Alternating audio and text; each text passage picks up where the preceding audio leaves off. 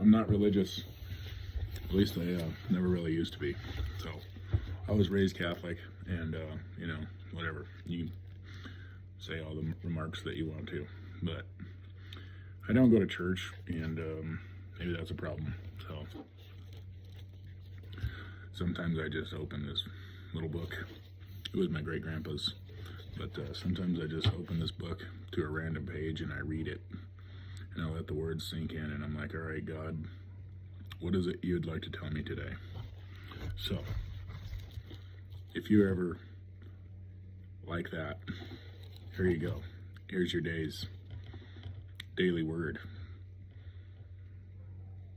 My child, when I created the first man and woman, I gave them many gifts to make their earthly life as possible and peaceful, to make their earthly life as easy and peaceful as possible.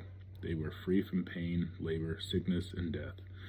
They immediately knew the answers to whatever problems came along. They had complete command over the appetites and desires of body and soul.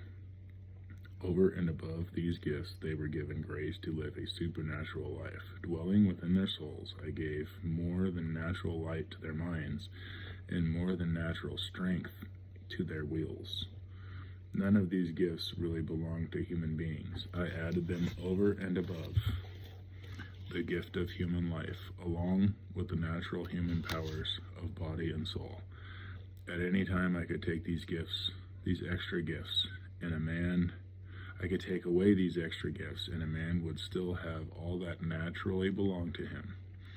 I left it up to Adam to decide whether he and his children were to keep these extra gifts forever.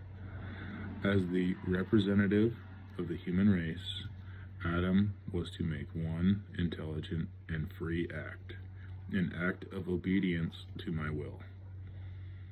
By this act, he would be acknowledging the supreme truth of his existence, that he is a creature completely dependent on his Creator.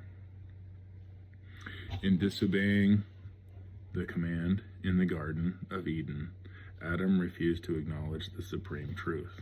The external act of eating the fruit was a small act, but the interior rebellion against my will was a serious matter.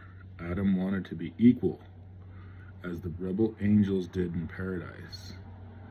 As a result of Adam's disobedience, these extra gifts were taken away.